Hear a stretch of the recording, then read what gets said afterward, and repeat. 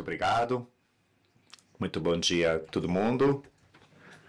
Vamos dar início ao segundo dia do Congresso e à terceira conferência plenária do professor Eduardo Oteza, professor titular, investigador e diretor da carreira de mestrado em Direito Processual da Universidade La Plata. Eduardo Oteza presidiu a Associação Argentina de Direito Processual, o Instituto Ibero-Americano de Direito Processual, e desde 2019 é presidente da Associação Internacional de Direito Processual. Ele realizou o programa pós-doutoramento de Monnet no Instituto Universitário Europeu e foi também bolsista da Academia de Direito Europeu da Universidade de Bolonha e da Sociedade Alemã de Cooperação Internacional. Entre 2016 e 2019, ele integrou o Conselho Consultivo do Programa 2020 do Ministério de Justiça e Direitos Humanos argentino, órgão responsável pela redação do Código Processual Civil e Comercial Nacional. Ele foi professor convidado de muitas universidades, entre elas a Universidade de Torino, Bolonha, Gênova, Florença, York, Pompeu Fabra, Medellín, Pontifícia de Lima e também do Instituto Max Planck de Luxemburgo. Em 2016, ele recebeu o prestigioso prêmio Enrico Bedenti pelo destaque na carreira profissional dele na área do direito processual civil. Hoje, ele sugere uma conferência, uma palestra intitulada Michele Tarufo, Como Comparar em Matéria Probatória. Quando quiser, a palavra é com você, professor Oteza. Obrigado.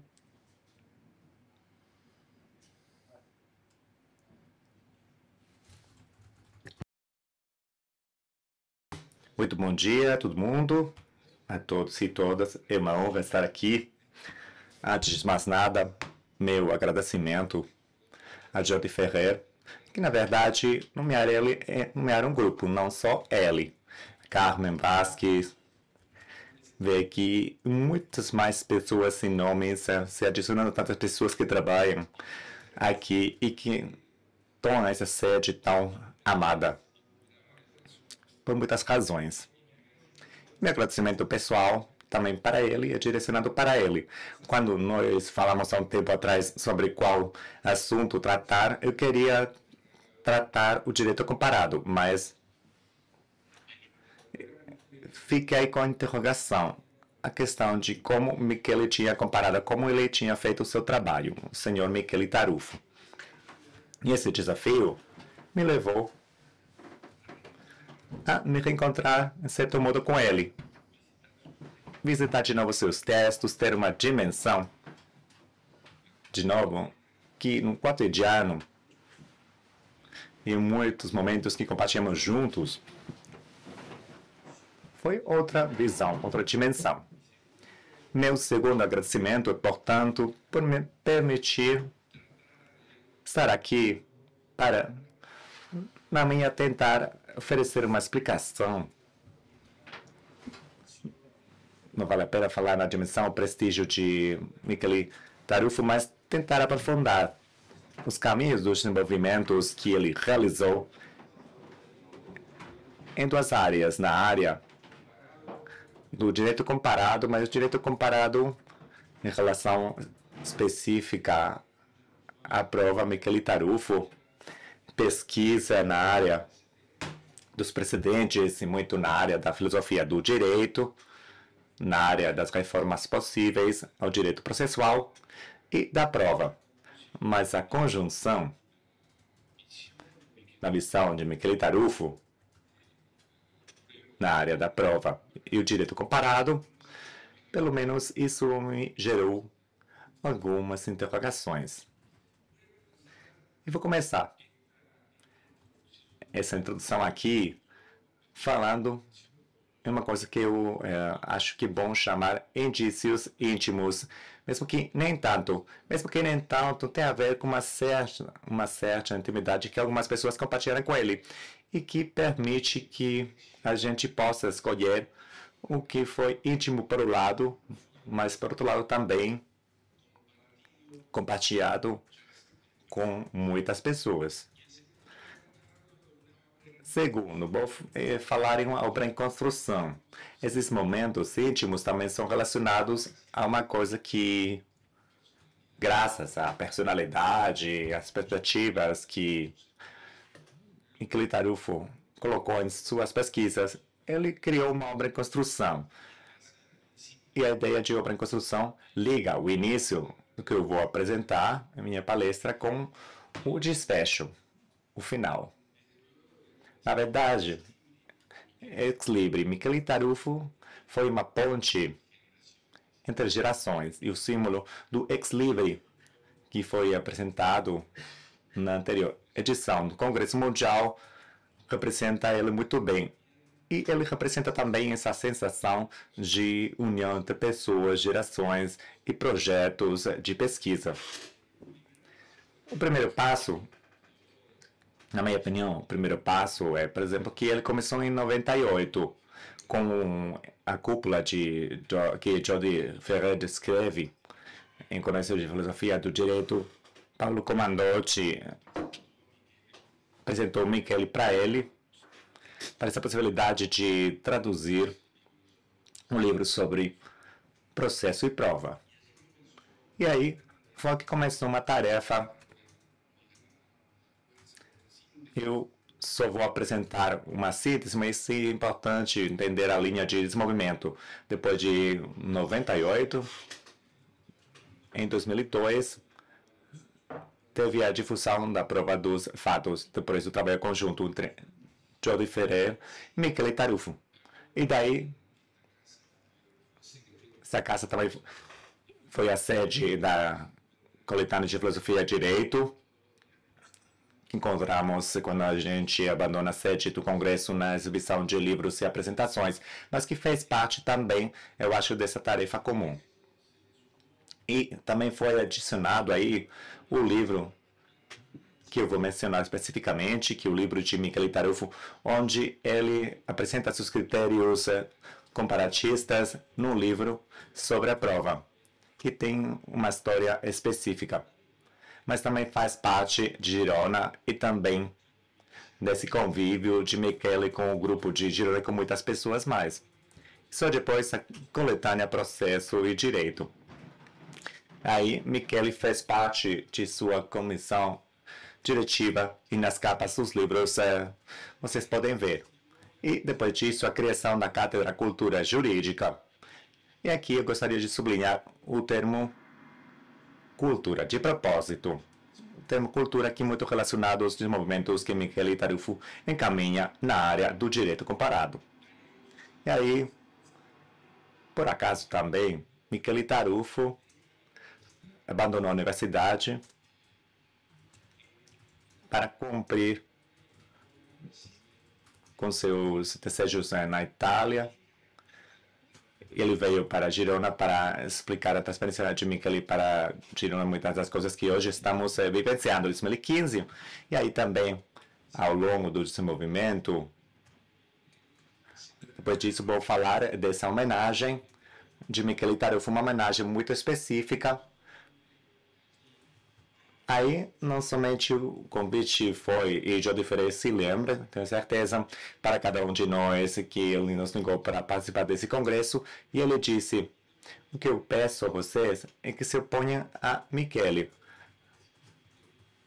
Não devem elogiar Michele. Vejam que do que fez Michele Tarufo, do que ele fez, que vocês não compartilhavam sua posição com ele, do que ele fez. O desafio não foi fácil. Depois de cada uma das palestras, o Michele parava e respondia. É um exercício dialético com Michele extremamente encantador e muito importante.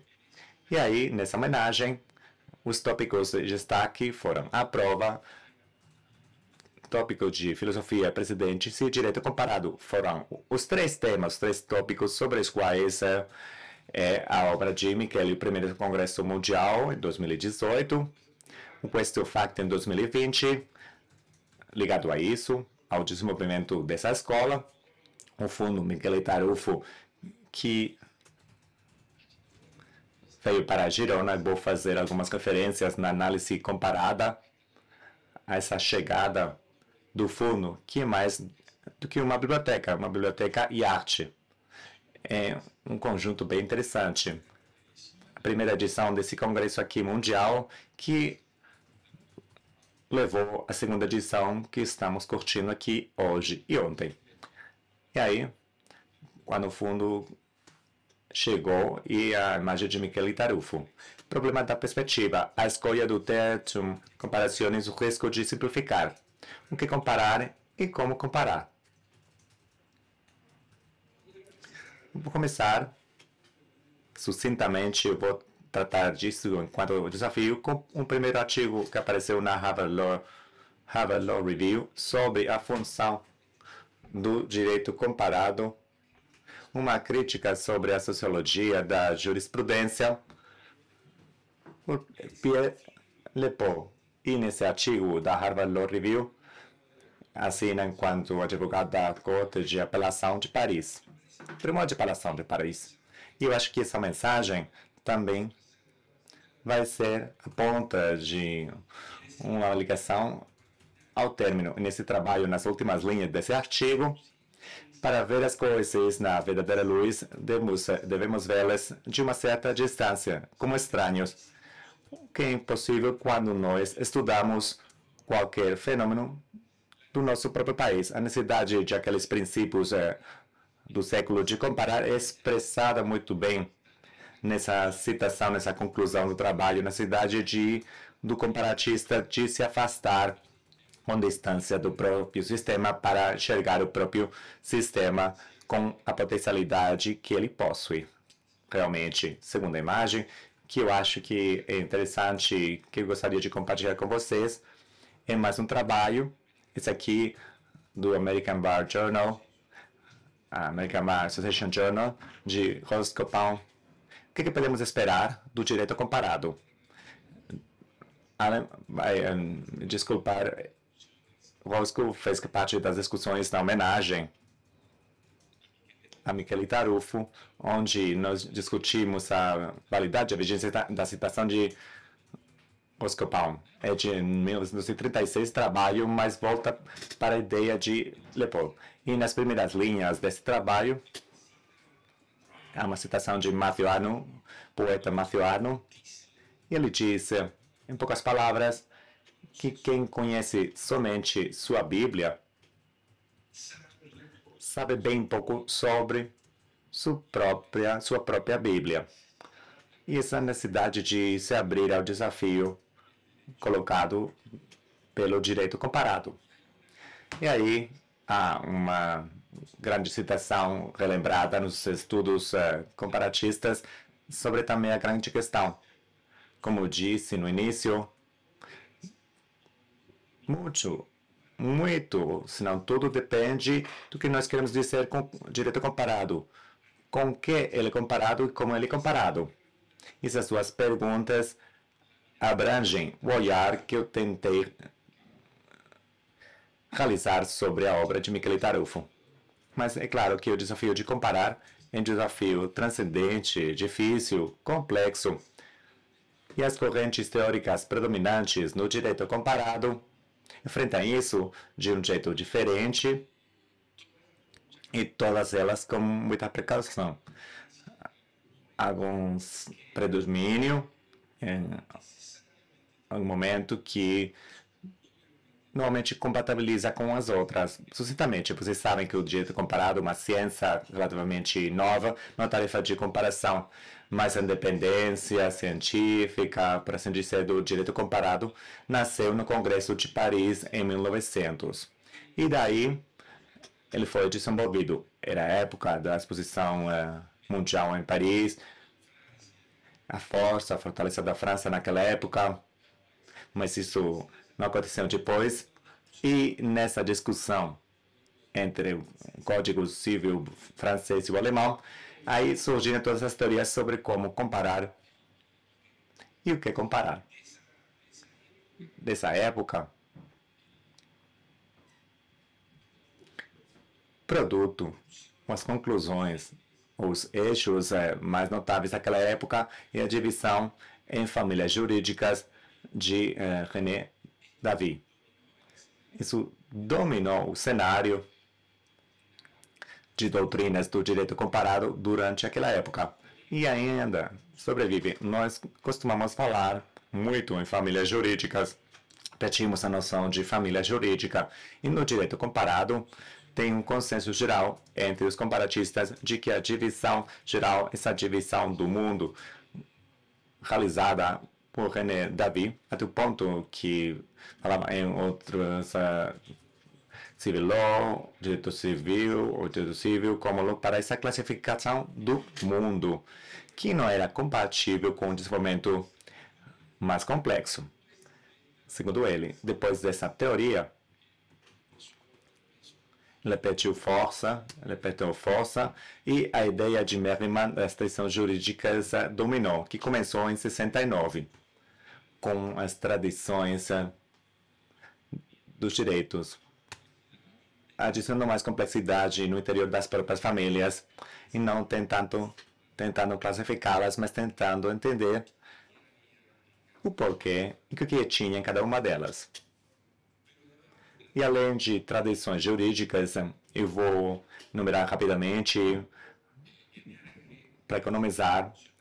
Tem aí as ideias funcionalistas que surgiram, a ideia de examinar o funcionamento das instituições e até que ponto umas instituições são compatíveis com outras e até que ponto é possível adaptar, examinar como que as instituições funcionam em contextos diferentes.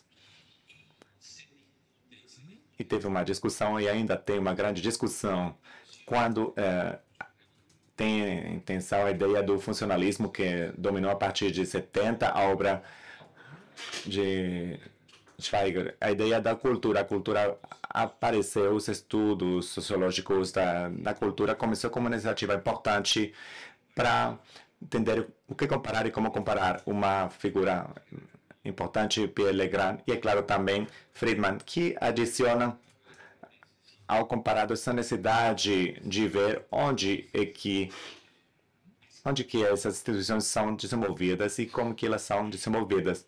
Mas é claro que isso leva a tensões e fenômenos globais. Todas essas inquietações eu tive um curso de Direito Comparado no doutoramento da Universidade Pompeu Fabra e fui o responsável por ele. E a melhor forma de aprender a matéria também ensinar a matéria. O desafio de ensinar Direito Comparado me fez descobrir que às vezes quando eu comparava, eu não sabia muito como comparar. Eu não tinha presente a discussão teórica de como comparar. E me enfrentar também a tensões efetivas que acontecem no comparado. Uma tensão que eu acho importante, que eu gostaria de sublinhar, entre a paroquialidade e a globalização. Essa ideia de focalizar a análise no pequeno vilarejo, aldeia, se expandir, se abrir para um fenômeno global com tendência universal. Que essas duas noções estão sempre em tensão, não há um predomínio de uma sobre a outra, mas, pelo contrário, elas convivem. E também a ideia do universalismo e do particularismo, que também era muito típica das análises de Michele Tarufo. Na verdade, ele discute a noção de precedente. Ele fala de uma certa falta de resposta de precedente, criticando isso porque ele achava que tinha uma certa tendência universalista que não tinha uma base. Também, para falar de tensões, uma das questões que os comparatistas analisam e rejeitam é a ideia das transplantações, digamos, transplantes que se deparam com a ideia da harmonização.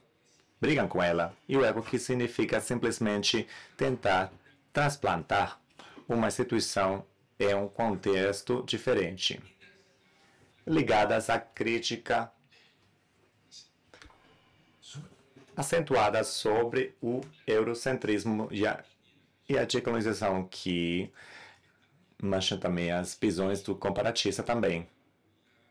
E, por fim, também a ideia do contexto do tempo atual, a ideia do neoconstitucionalismo e a ideia de em que sistema e quais valores esse sistema tem. E, principalmente aí, as questões atuais, em tempos que desde a ciência política temos falado em tempos de precisão democrática. Porque as conclusões que a ciência política,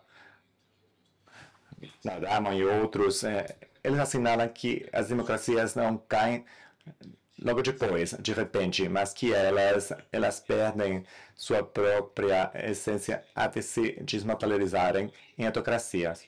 E isso, o direito age enquanto sistema dentro desses desafios próprios. E, por fim, as questões metodológicas e epistemológicas da comparação, a diferença ou a compatibilidade e o equilíbrio entre macrocomparação e a microcomparação. Problema da linguagem dentro do direito comparado e o surgimento de neutralidade na análise, que muitas vezes não é mesmo assim.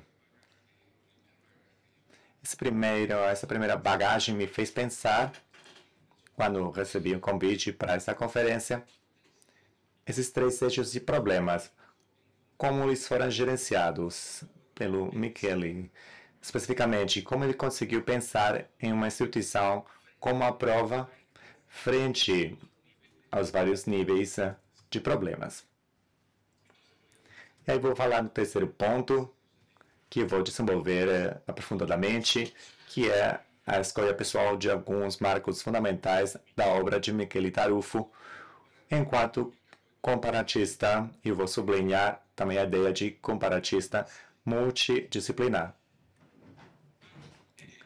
E aí tem um livro, diria, dos maiores destaques no direito processual comparado, que é o volume 16 da Enciclopédia Internacional de Direito Comparado. E naquela época, de 80, 90 do século passado, colocou o desafio para os processalistas para uma geração específica de ver o processo civil a partir da perspectiva do direito comparado. Não tem tido uma obra da dimensão processual desse volume 16, dirigido pelo Mauro Capelletti, que era o responsável da edição desse volume. Nos primeiros capítulos do volume 16, encontramos um trabalho excelente de Capelletti com Gar sobre as várias visões e dimensões do direito processual comparado, uma pesquisa excelente de Van Kaniken sobre a história do direito processual civil europeu, e eu sublinho. Mas é curioso, o ensaio não é só europeu. Por exemplo, também a América Latina oferece uma perspectiva de história comparada. De J.B. Clark também sobre a organização dos advogados e da justiça e várias obras. Mas é claro que o mais importante naquela geração de processuais comparatistas estava aí nessa obra. E um tempinho depois, e aí é de dizer que eu tive um privilégio, que ele chegou à Argentina e ele me presenteou com isso aqui. É uma fotografia de minha biblioteca. E a capa, essa aí, é a capa do capítulo 7, relacionado à prova, que nesse volume Michele é apresentado como um dos autores de destaque. E aí começou minha interrogação. Como é que ele fez naquele trabalho para fazer isso com o direito comparado e a prova? Esse capítulo tem uma história muito específica e, graças a Jordi Ferrer, eu não conhecia, que foi publicado primeiramente em espanhol, porque a editora demorava na publicação e eles decidiram primeiramente publicar o livro em espanhol na coletânea de Filosofia e Direito, intitulado A Prova. Mas minha surpresa foi ainda maior. Quando em minha biblioteca encontrei uma coisa que estava lá, que levava essa conferência. A imagem seguinte. É a prova, mas é em persa, língua persa. Esse livro que não tem nenhuma biblioteca fora do Irã, acho que não. Possivelmente pode estar aqui. E é uma evidência em persa. E foi traduzido por Hassan Mohseni. E é curioso também, porque também foi publicado em 1398. Não é um livro da Idade Média, mas o calendário persa impõe essa data.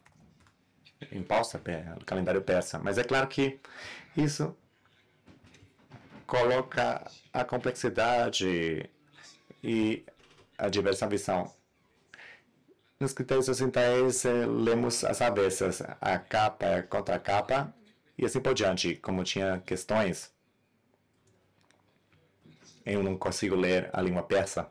Eu tive que perguntar a um amigo do Irã que mora no Canadá e que é autor e membro da Associação Internacional sobre a origem da obra, porque eu pensei, ele sabia. E ele me esclareceu, fazendo uma pesquisa, segundo os dados, não é conseguido em nenhuma biblioteca fora do Irã. Só está lá. E esse livro, o livro sobre a prova, bom, Michele mistura 5 elementos.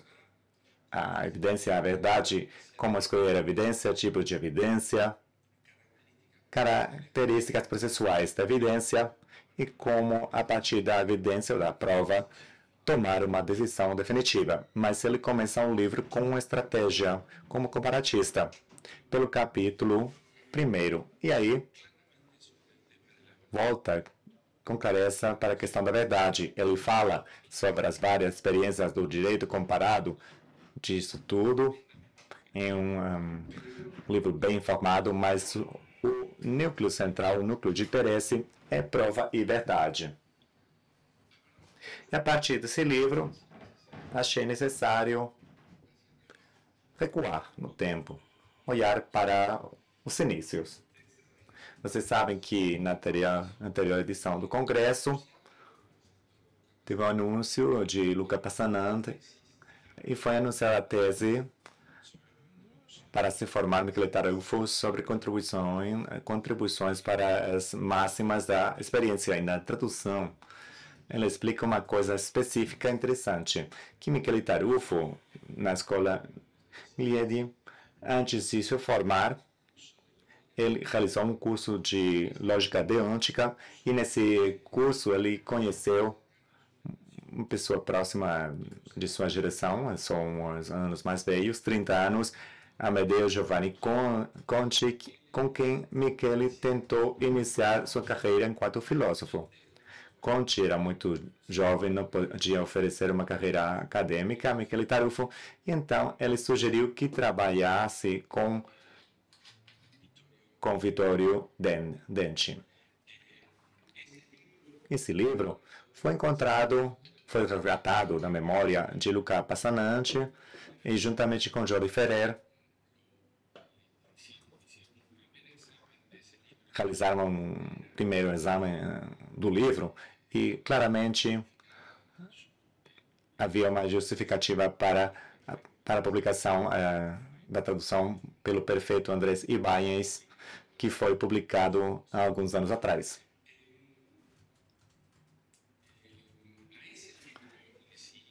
E depois desse livro, em 1970, teve o livro sobre estudos sobre a relevância da prova, que mais uma vez é publicado em 2023. E aí tem algum dado que eu também acho interessante, que eu gostaria de compartilhar com vocês. Algumas opiniões sobre aquele Michele Tarufo iconoclasta. E também no livro anterior, no primeiro livro da tese, Michele começou criticando duramente Stein e toda a escola italiana pela falta de críticas sobre as máximas de experiência. Opiniões sobre Michele Giovannitarello, um filósofo, disse que é uma monografia excelente sobre um tema muito difícil do processo civil e de uma contribuição notável para a teoria do direito. Não compartilhava essa visão. Salvatore Sata não compartilhava essa visão. Quaderni del Direito do Processo Civil não teria tratado do livro de Tarufo se não fosse um jovem, certamente dotado de qualidades, mas afastado pela moda imperante, que reduziu a um jogo aquela augusta coisa que é o direito. Bem claro. Eu acho que Sata errou em seu julgamento sobre a edição anos depois da publicação, 40 anos, 43 anos depois da pesquisa de Tarufo. Bom, anos depois, isso foi demonstrado. O capítulo 2º, naquele primeiro, segundo livro, dependendo de sua opinião, foi o juízo de relevância nos ordenamentos do direito civil, da common law e dos países socialistas. Michele Tarufo começou a desenvolver aí com clareza a ideia da necessidade da comparação. Juntamente com sua ligação, estou acima da hora, não sei se estou andando bem com o meu tempo. Tudo bem. Essa ideia das escolas jurídicas e da relação mestres-discípulos, isso me leva a fazer uma publicação muito importante de Michele Tarufo, que foi no primeiro Congresso Institucional da Associação Internacional de Direito Processual, como é conhecida hoje. Em 1872, a Associação Internacional do México desenvolveu sua forma. Antes disso, tinha congressos mundiais, mas não tinha sido formalmente constituída. Foi iniciativa, juntamente com Vittorio Brenti, Mauro Capelletti e Marcelo Storm, eles criaram mesmo a Associação Internacional de Direito Processual. Num livro bem conhecido por uma frase que costumam citar, daquele congresso organizado por Marcelo Stormes, onde falava em uma justiça com a face mais humana. Tem um trabalho de direito comparado sobre a administração da prova no direito judiciário, redigido por G.A. Michele e Michele Tarufo também. Essa obra de direito comparado coloca também o Michele Tarufo, ainda tão jovem, com 30 e tal anos, juntamente com a Michele, que já tinha 30 anos mais do que ele, mas que compartilha a redação desse trabalho de direito comparado com relatórios de relatores nacionais. Uma conquista. E é o primeiro passo de Michele Tarufo na Associação Internacional de Direito Processual. Le sigue? Segue-lhe em 1979, 2 anos depois, il processo civile attraverso l'esperienza americana, che Michele Tarufo começa a tomar como tertium comparaciones aquilo que acontece nos Estados Unidos. E no capítulo 1º o focaliza nos problemas da prova no cenário do processo adversarial americano. Assim intitula a obra, a qual segue em 1993, American Civil Procedure, processo civil americano. Se fala em escrito a 4 mãos por Jeffrey Hazard e Michele Tarufo em 1993, onde toma como eixo de coerência aquele capítulo onde se introduz, onde analisa e coloca a evolução do direito nos Estados Unidos. E um livro que a mim me seduz, e nos livros um fica apaixonado pelos livros, muito pelos fatores. A mim, o que me atrai deste livro maior é esta frase: não me costumo copiar, porque é algo que revela a posição de Michele Tarufo. E ali, Na primeira página, o Michele escreve uma coisa que é distintivo nele. Diz: Jordi Ferrer me pediu que não misture o italiano com o meu espanhol para não enlouquecer os tradutores que se entendem. E acho que os tradutores podem fazer. Diz: se vedi un confine, attraversalo. Poi voltati, scoprirai che non esisteva. A simples ideia de se aproximar ao limite, atravessá-lo e ver que não existe enquanto tal, é um desafio que nos impõe olhar para longe, a colocar olhar para longe e coloca entre parênteses uma coisa que também poderia dizer que é quase borgiano, do jornal apócrifo do Gengis Khan. Pode haver um jornal apócrifo?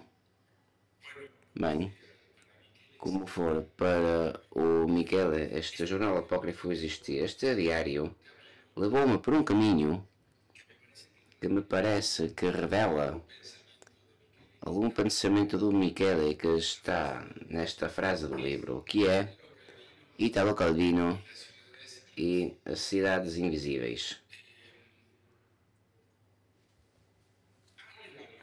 Há algo nesta frase que alguém pode olhar para os livros e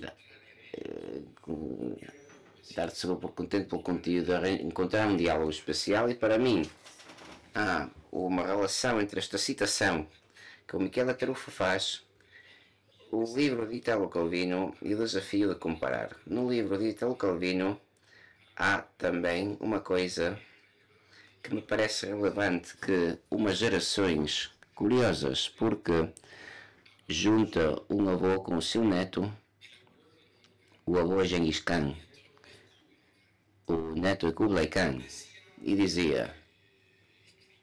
escrevia Italo Calvino e colocava na boca de Marco Polo e do Kublai Khan, depois do Crepúsculo.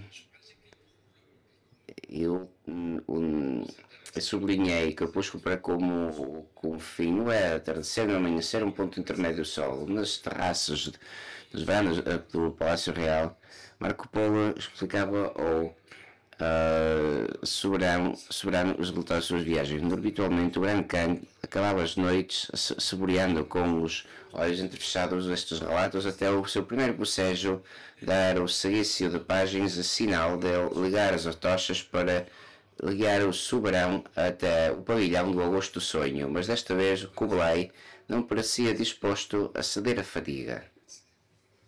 E tem uma série comparada. Dimmi allora ancora un'altra città esisteva. Era l'altro quando disse: Sire, ormai ti ho parlato di tutte le città che conosco.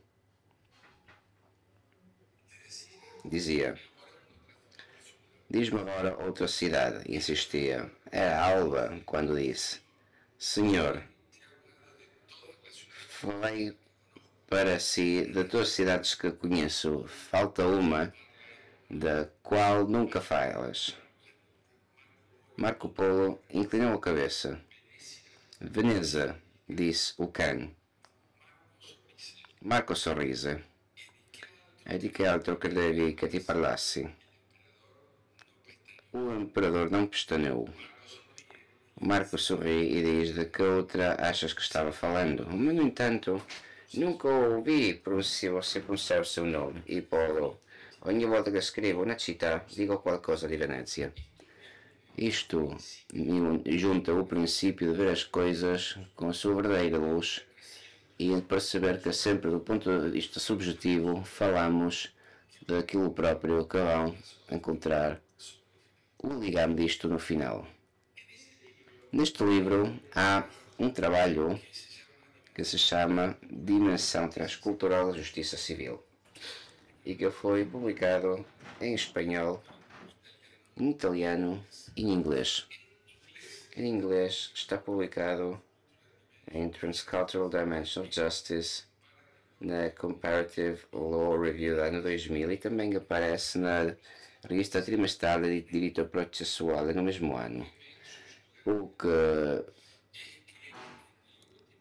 salta para o olho deste trabalho que é o último livro do Michele verso la decisione giusta, o capítulo 6, não há dúvida que estava absolutamente convencido de que esta ideia o representava, a ideia da dimensão transcultural da justiça civil. Quando discutimos na homenagem a Tarufo e Steve Bergman, que trabalhou na comparatista Michele Tarufo, ele precisamente falava neste trabalho publicado por Michele Tarufo no ano 2000, depois de voltar para essa questão.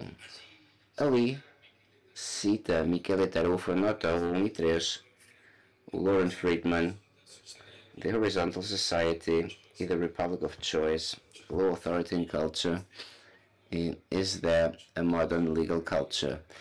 Todas as obras que abriram uma vertente cultural nas análises opostas às ideias meramente funcionalistas. Michele Tarufo, a obra de Michele Tarufo parece que faz parte, inscreve-se também, porque isto também fala nos princípios de direito processual transnacional que liga com o código modelo ao qual fazia referência Carmen Vázquez e um terceiro projeto, que é o projeto de Elie Unitoir sobre as regras modelo de processo civil. Se pode dizer que dificilmente tem aplicação meramente nos Estados estes projetos, mas eu acho que estes projetos têm a inegável vantagem de estarem escritos conhecendo a realidade dos países, mas com a expectativa que possa ter um académico de melhorar essa situação e não ser vítima de muitos conflitos que há que salvar na altura de adequar uma estrutura das instituições processuais a uma determinada estrutura da justiça. Já para o fim, voltou para Girona em 2015 e o título dado a este congresso, um jurista pluridisciplinar para falar do pensamento de Tarufo, que foi intitulado no título como Debatendo com Tarufo. Ali há duas discussões relevantes sobre o Tarufo comparatista. A primeira é a que mencionava Steven Burbank sobre o processo e pragmatismo. Steven Burbank analisa o trabalho sobre a dimensão transcultural, o critica e diz que, na visão de Michele, perdeu de vista as mudanças feitas, nomeadamente nas class actions, na forma de litigar pelos advogados e como houve uma política de incentivos que podia determinar que isto mudasse. E naquela reunião o Michele disse uma coisa que a mim também me surpreendeu. Disse: somente a gente estúpida nunca muda. E reconheceu que a visão daquele trabalho podia ser razoavelmente observada, o qual me parece uma mostra da humildade académica que devemos conhecer. Não ficou preso a uma defesa, mas reconheceu que algumas daquelas questões, sobretudo no livro, que tinha muita incidência no pensamento, algumas questões que tinha escrito numa altura determinada não respondiam ou não davam conta e eram excessivamente abstratas perante as obsessões iconoclastas, como chamada Steven Burbank, do altruísmo individualista, que achava uma abstração que não respondia a critérios comparatistas úteis. E falava das particularidades das class actions, sobretudo Burbank, a partir das legislações dos anos 60 e 70, enquanto processos daquilo que chamamos processos estruturais da América Latina. Uma segunda crítica de Rowan Allen sobre os perigos da pesquisa em direito comparado, formulado a Michele, a crítica falava da falta de demonstração empírica e da insuficiência da especulação analítica. E sublinhava que não chega com escolher os códigos de alguns autores. Há que ver e indagar na realidade. A medida ou acerto é uma questão de limites que às vezes é difícil jogar. Portanto, eu falava sobre uma posição retórica do processo americano confrontando com o grau de procura da verdade de um e outro. Perante este reproche, acho que o Michele se defende sozinho.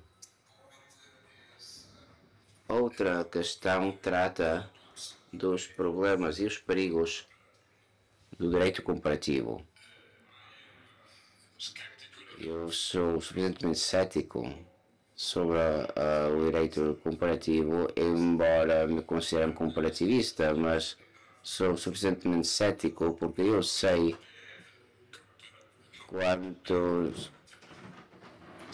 o direito comparativo ruim se faz na área do processo civil e muitas outras áreas do direito, mas uma das coisas é o direito comparativo é difícil, tem perigos, a comparação abstrata não faz sentido, há que considerar todos os fatores que condicionam como um sistema jurídico o procedimento funciona, mas as instituições históricas, culturais e os fatores políticos, tudo isso há que tomar em consideração. Mas façamos atenção para não levar isto longe demais, porque se o fizermos simplesmente concluirmos que como direito comparativo não é possível, enquanto comparativista eu não posso partilhar essa conclusão, porque eu acredito, como a maioria de comparativistas, que uma das melhores maneiras de conhecer o seu próprio sistema legal é olhar para ele de fora. E olhando para ele de fora significa comparar o sistema de você com os outros. Que não é o problema de dizer que o direito civil é melhor ou não que o common law. Pensar assim é estúpido, e embora eu seja muito crítico do sistema adversarial americano, não estou dizendo que os procedimentos de direito civil sejam melhores. Conheço muitos sistemas de procedimentos de direito civil ruins, mas simplesmente é para salientar que são diferentes, mas do ponto de vista da procura da verdade, podemos analisar diferentes sistemas para dizer que este está mais virado para a verdade e este está menos. Porque se considero um sistema como o italiano, onde temos ainda normas de provado legal, e se comparamos com outros sistemas como o americano, que não têm regras de provado legal, quando eu estou autorizado a dizer que, deste ponto de vista, o sistema italiano está menos virado para a verdade que outros sistemas, porque se não trabalhamos assim, como disse antes, deveríamos concluir que comparar sistemas legais é estúpido e não leva a lado nenhum, que não é o caso, porque na experiência do código de comparação legal aprendemos muito de outros sistemas legais, como eu aprendo enquanto comparativista do meu próprio sistema legal italiano. Bem, Agora, já para terminar, algumas conclusões baseadas na posição de Michele Tarufo. O que acarreta comparar não é uma operação neutra nem inocente, implica tomar posições, estabelecer um quadro, assumir riscos epistemológicos. É claramente muito difícil comparar. Tanto que o livro, como demonstra o livro escrito em persa, para perceber uma linguagem que não existe, e há graus de aproximação, mas em geral também não é uma operação neutra nem inocente. Traz visões que, como Marco Polo faz, com que falemos sempre de Veneza desde algum lugar. Que fatores há que ter em conta? O contexto histórico, a linguagem jurídica, instituições, funções sociais, cultura jurídica, dados empíricos, entre muitos outros. É um desafio complexo e difícil. Tão encantador como complexo e difícil. Aqui, a aparente antinomia entre dificuldade e compatibilidade, entre dificuldade e impossibilidade. A comparação não é impossível, mas sim profundamente difícil se é tomada a sério. A dificuldade não deve ser desculpa para o abandonamento, mas também não justificação para a simplificação. Uma coisa que disse, mas que tem muita força, não há nem melhores nem piores. O direito comparado não é uma concorrência nem uma jerarquia de sistemas. O julgamento comparativo exige lidar com os preconceitos e pensar em função da adequação a contextos e problemas. Não há um problema de superioridade, não há uns que sejam melhores do que outros, há diferentes. E isto, na teoria do direito comparado, mais preponderante hoje no prestar atenção às diferenças é muito importante. As predominâncias relativas desaparecem quando alguém enfrenta os problemas. Como fazer para analisar uma comunidade indígena dentro de uma sociedade mais evoluída se mantém os preconceitos de dominância? O tertium comparationis escolhido por Tarufo no processo civil adversarial na experiência americana em 79 levou por decisão justa, passando pelo livro da prova em 2020. E eu acho que isto é um claro exercício de coerência. E isto foi a mensagem que a mim me deixou muito claramente a apresentação, a palestra de Tarufo, e eu acho que leis livres enquanto ponte que liga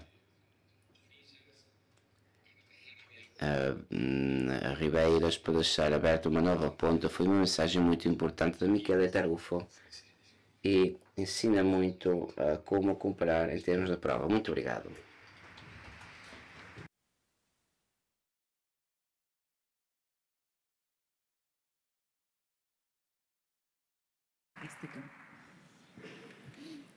Muy bien, pues muchísimas gracias.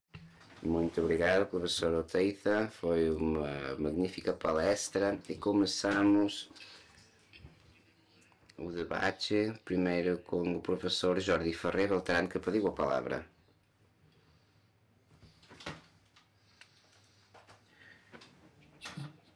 Muito obrigado, Eduardo,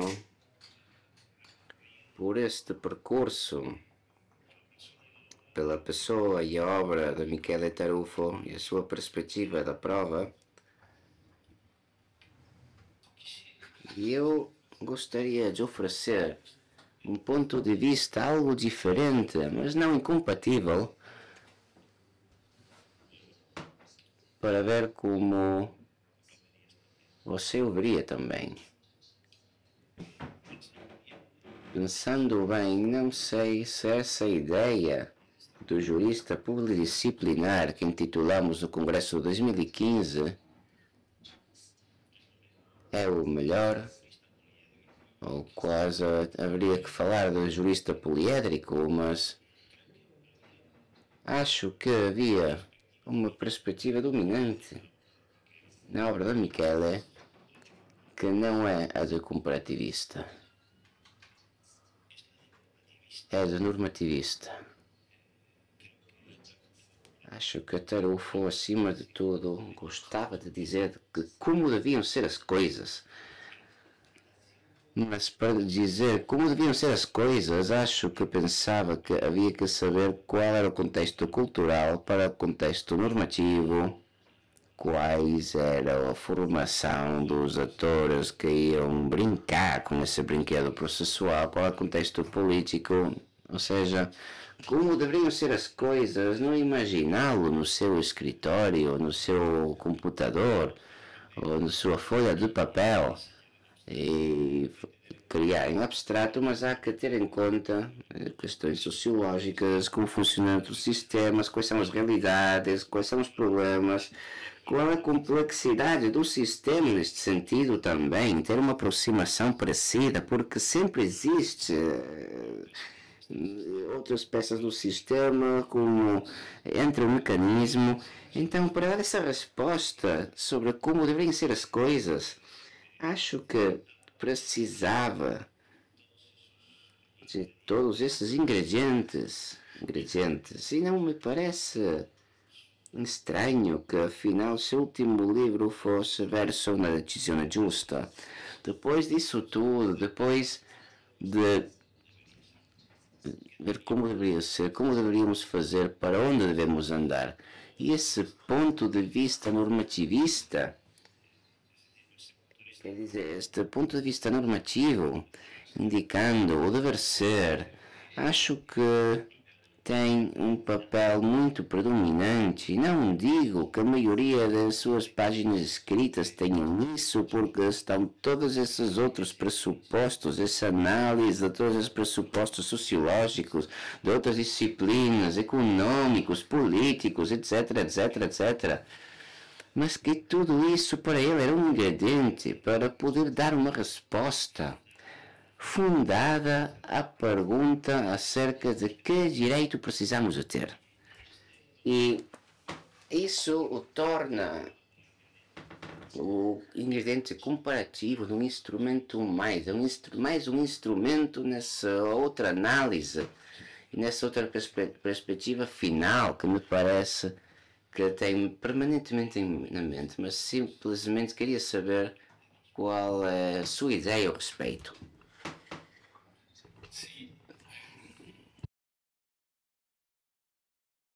Tenho minha dúvida se é um pensamento, se pode caracterizar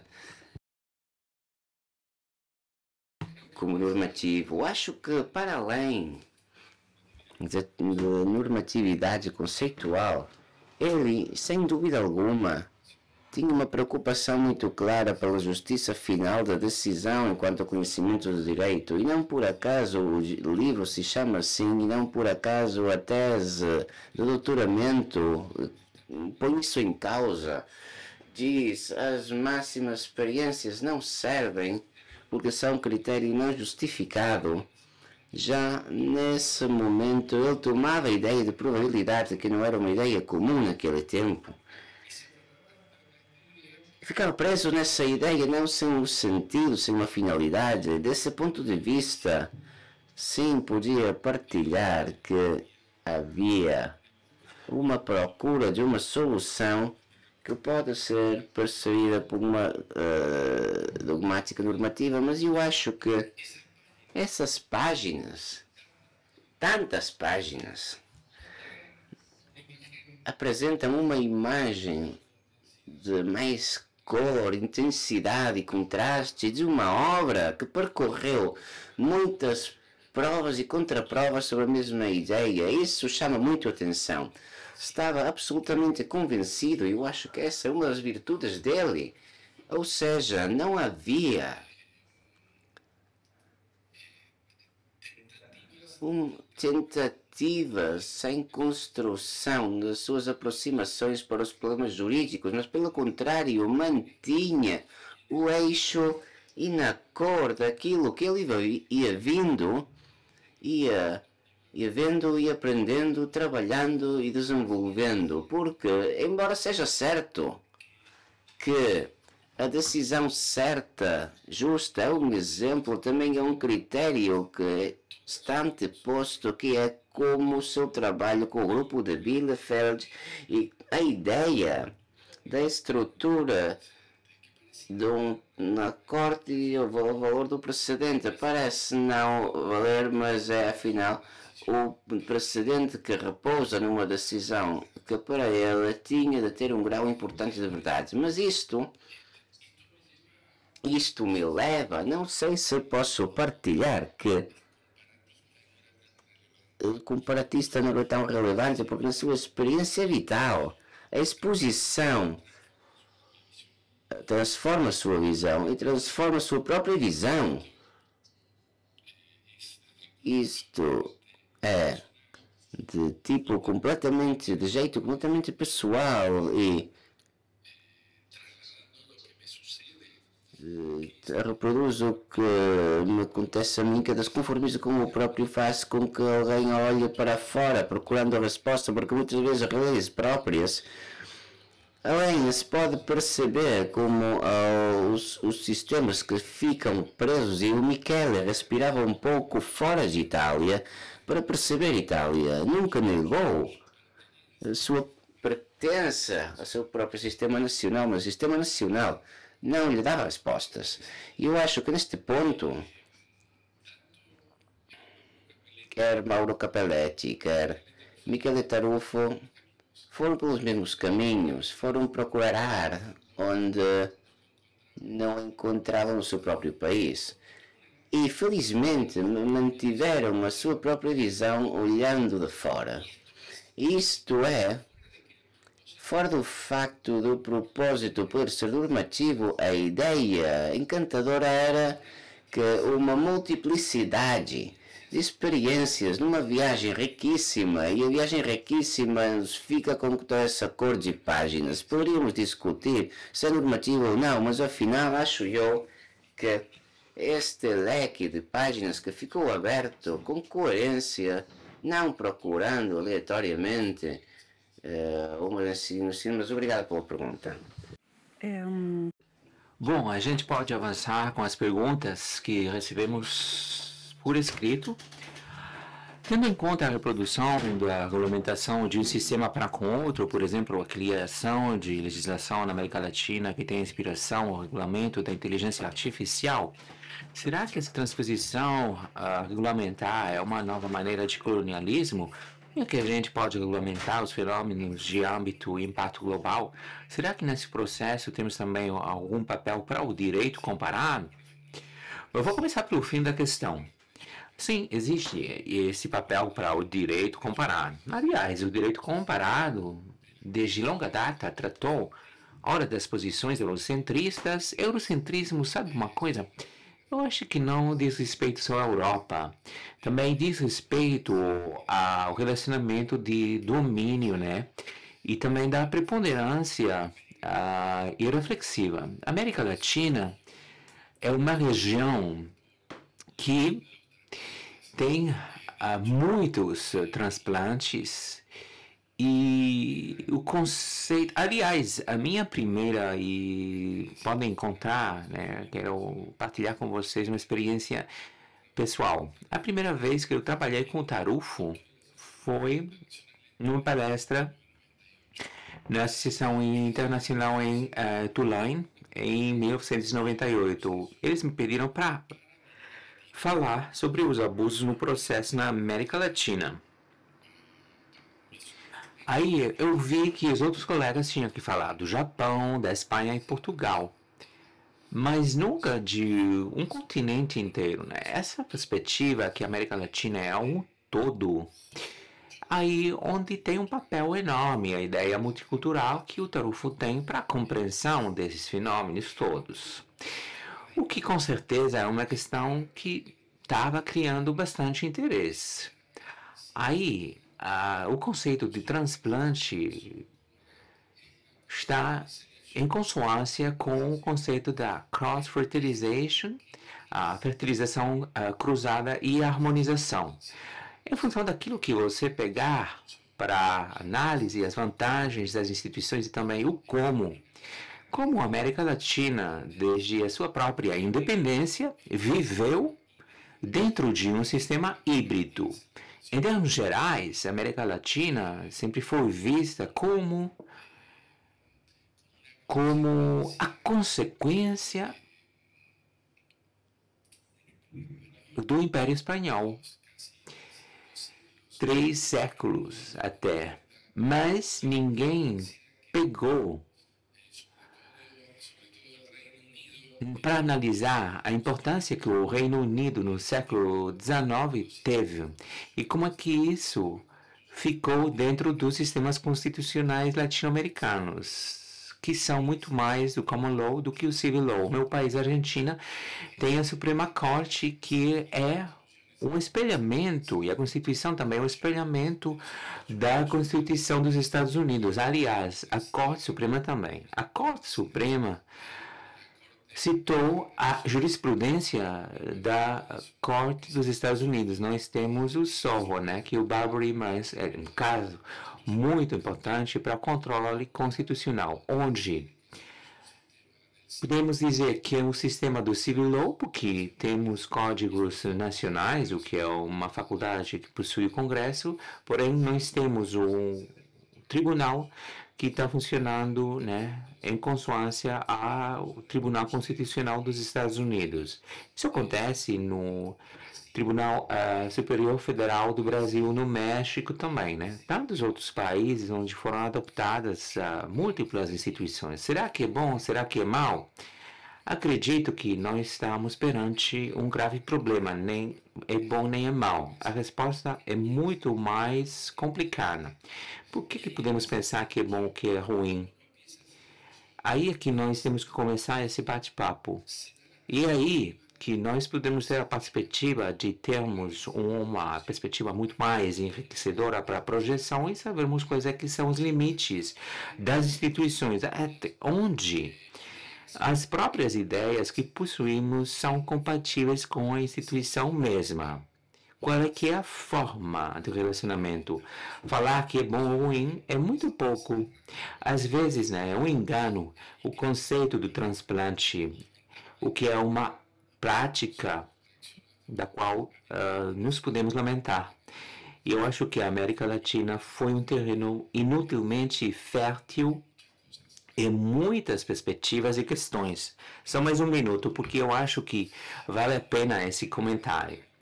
Na América Latina, nós temos um fato bem potente que está marcando a cultura da América Latina, que é o retorno à democracia nos 80, nesse período de transição.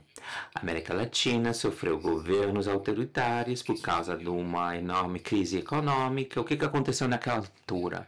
Sobretudo, o Banco Mundial, aliás, várias agências internacionais ofereceram fundos para a imposição do próprio modelo. Isso foi um transplante inadequado. E a gente teve muito disso. Eu acho que é uma prática radical. Mas isso não está significando que você pode só trabalhar para dentro. Você tem que estar aberto para fora à escuta do conjunto da sociedade. Temos o Antônio Henrique Graciano Sursberg, que pediu a palavra aqui. Por favor, você se pode levantar em pé para ter o microfone. Pode levantar também a mão. Aí, muito bem. Agradecido e parabéns, meu mestre. Eu quero perguntar, qual é que é o papel dos sistemas regionais dos direitos humanos? Será que não estão cumprindo uma função deontológica na comparação? Será que tem riscos que se possam exceder? O que você acha?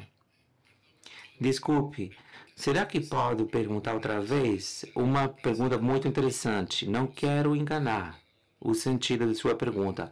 Pode esclarecer melhor a sua pergunta? Durante um dos workshops que o meu grupo propôs, tratamos sobre o Tribunal dos Júris. Então, o que acontece é que o Tribunal Interamericano dos Direitos Humanos passou uma análise sobre os limites que podemos ter na motivação, na tomada de decisão pelos vereditos. Isso não aconteceu, né? Mas nós tivemos uma discussão no passado onde poderíamos dizer que a decisão pelos vereditos não estava cumprindo com a função da motivação. É por isso que o tribunal fez um trabalho, foi capaz de se autoconter, né? Self-streaming em inglês, para respeitar os diferentes sistemas. Então, a minha pergunta tem a ver com a deontologia da comparação.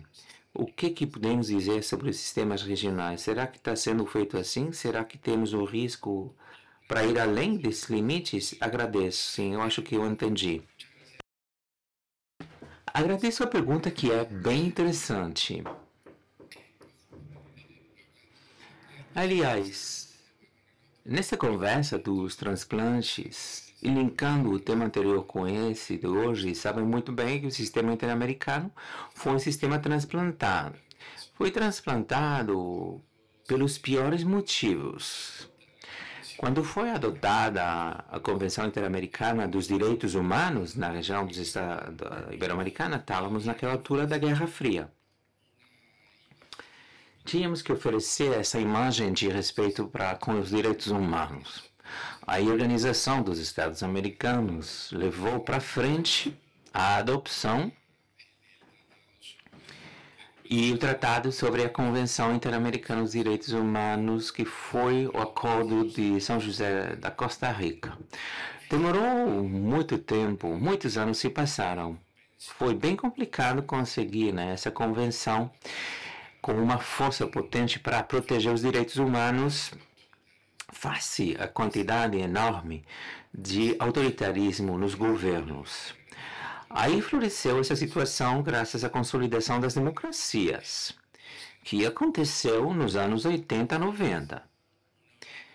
Foi essa vaga de democratização que foi muito importante. Porém, o problema que temos no direito comparado é que temos a assimilação pelos nomes. Não interessa ao sistema interamericano de proteção dos direitos humanos, ou talvez o mesmo que o sistema europeu, né? Os dois têm, os tribunais têm uma corte neles próprios.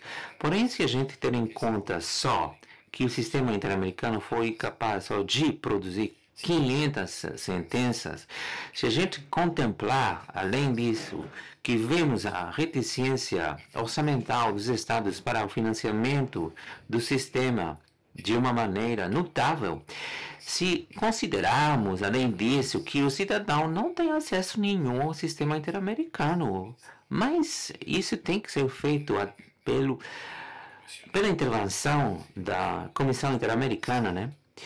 Aí nós vemos que estamos perante graves e vários problemas. Quem escutou falar dessas três premissas, podemos pensar que o sistema interamericano é inútil? Não. Antes, pelo contrário, acredito que é um sistema que tem um valor extremamente alto. A capacidade de deliberar sobre os direitos convencionais é bem importante para as sociedades democráticas, e o que possam fazer os tribunais também são. Porém, às vezes, os juristas, quando estamos tratando do sistema interamericano, temos a tendência para falar, e aliás, foi a Corte Interamericana quem falou isso, né? E é por isso que temos um problema perante nós. Temos que saber por que foi dito, quando que foi dito, qual foi o motivo dessa afirmação, foi correto, não correto. Simplesmente não chega, né, com uma abstração imaginada, onde temos uma propensão enorme no continente. E, em paralelo, nós olhamos uma coisa que acontece também, né, com a Corte dos Povos da África, que ainda é muito mais fraca. É um modelo que entra em contraposição com o sistema de proteção dos direitos humanos europeu. É absolutamente contraposto, tem outra perspectiva, tem outros respeitos, tem mecanismos, aliás, muito mais transparentes para o trabalho. E por quê? Também porque os estados conseguiram compromisso para desenvolver o sistema, propriamente falando. Eu acho que o nó gordiano da sua questão está baralhando uma ideia diferente da margem de apreciação. No sistema europeu, estamos vendo o respeito daquilo que acontece na própria evolução dos sistemas jurídicos que estão finalmente integrando o conjunto dos estados protegidos pela Convenção Europeia. E que tem uma extrema cautela. O sistema americano desenvolveu a ideia de controle de convencionalidade sobre o alicerce da autoridade das decisões próprias que precisa de uma nova aproximação. Uma nova aproximação não significa enfraquecê-lo, não, significa fortalecê-lo. O que é importante em termos comparativos é que o equilíbrio, o olhar de um tribunal e no outro, eu acho que é bem importante conseguir isso. Não é para um tribunal acompanhar o outro, ou ir por atrás do outro. Não, é para compreender por que funciona diferentemente. Uma questão chave no sistema interamericano foi e é a eleição dos juízes. Na América, nós não fomos capazes de avançar nada, em termos de como é que são escolhidos os juízes no sistema. Porém, na Europa, foram feitos passos à frente. Temos que compreender também qual é que é o enclave, né, da Corte Suprema Internacional. Os passos à frente foram consequentes para fazer com que os júris que cheguem à Corte sejam juízes com valor suficiente, né? E, portanto, são problemas que a comparação está facilitando para nós ver. Se eu vejo o texto da Convenção, vejo as sentenças, só esse é o limite, não sei quem são os juízes, não sei os dados, estou vendo muito pouca coisa. No entanto, se eu vejo o que está fazendo o juiz e eu comparar os dois cenários, as conclusões que eu posso pegar para fortalecer o sistema, não para o enfraquecer, são muito mais potentes, não mais fracas. Obrigado pela questão. Bom, só temos 5 minutos e é por isso que agora vamos passar a palavra à professora Carolina Fernandes Blanco. Por favor, você pode levantar a mão para passar o microfone para você. Oi, muito bom dia. Foi muito interessante essa conferência. Talvez vamos falar mais um pouco sobre o transplante, não na ideia própria do transplante, mas como já foi referido aqui, os transplantes possuem as suas faces positivas e também muito negativas, né? Tem essa face dupla. A minha questão tem a ver com a ideia. Talvez não conheça a ideia do Max Molang, ou talvez sim. Em vez de falar de transplante, podemos falar de tradução jurídica. A pergunta talvez é, qual é que vai ser a melhor das metodologias, caso houver uma boa metodologia, para que os transplantes jurídicos se transformem finalmente num instrumento autêntico legislativo? Eu, aliás, quase sugiro ser uma prova em cada um dos sistemas. Como é que podemos fazer para... Será que temos uma metodologia, ou talvez quais é que são as ideias em torno a isso, para que as traduções jurídicas possam ser eficientes? Nós sabemos que não é o mesmo um transplante voluntário do que um transplante forçado ou imposto condicionado, como é o caso, né, do consenso de Washington, do qual falou há um instante. Por isso, eu acho que em muitos dos meus trabalhos eu trato dessa abordagem. Como é que podemos fazer para que os transplantes sejam uma maneira para legislar na implementação para pôr a prova, quase como um modelo de evidência científica e também de evidência na legislação e assim fazer legislações eficazes e eficientes. Agradecido pela pergunta, né? A questão do transplante é uma questão bem interessante. Simplesmente falar de uma lembrança que diz respeito a essa questão. Lembrança de Mauro Coppiletti, onde ele falou sobre a integração através do direito. Quando olharmos para o passado com essa delícia da saudade, quase numa primavera dos anos 80 e 90, quando houve essa capacidade de fazer renascer a Europa democrática, onde a questão da integração estava permitindo essa fertilização cruzada, e o que é a adopção daquilo que estava acontecendo em outro país, né? Acredito que a Europa foi capaz de ser um exemplo disso. Conseguiu a inadimplência de um processo de harmonia, onde, em primeiro lugar, tínhamos a consulta dos países, procurando opiniões, contabilizando também o mecanismo jurídico da União Europeia, né? Essa engrenagem eu acho que é muito importante a gente ter em conta, mas estamos falando de uma situação onde a ideia da coabitação com o outro era bem potente. Não tínhamos uma ideia de domínio. Como é que eu sou capaz de traduzir uma instituição? Antes de mais nada, graças à compatibilidade com a minha própria cultura. O que eu estou pronto para fazer e o que não vou fazer. Depois também, através da consciência dos benefícios neutros pela adoção do sistema. É fácil reparar que temos sistemas que são melhores do que outros e que nós temos talvez instituições que são capazes de oferecer, né, melhores resultados. Porém, precisamos de sistemas políticos abertos para isso acontecer. Aquilo que o Karl Popper falou, como sociedades abertas para com as experiências do outro.